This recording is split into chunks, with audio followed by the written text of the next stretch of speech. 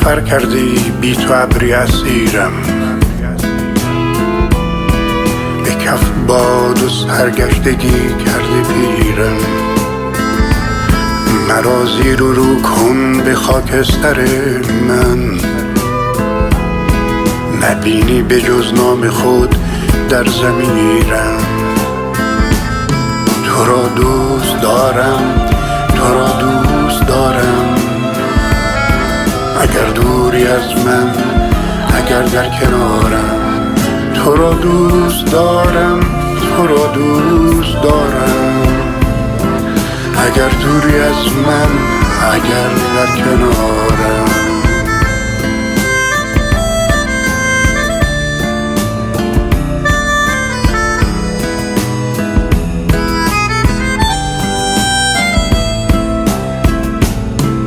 اگر جلوه‌ای دارم این روزها من،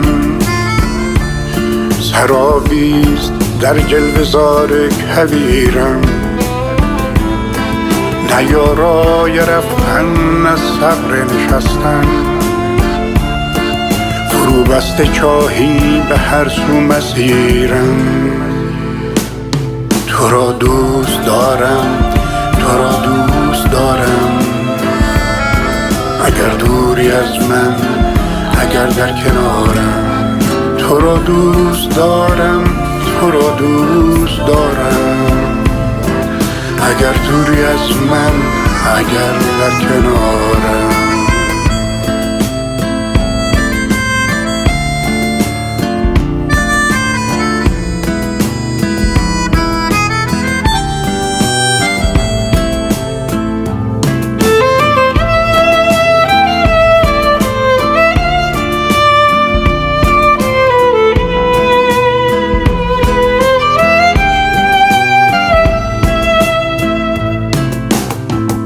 سفر کردی بی تو ابری اسیرم،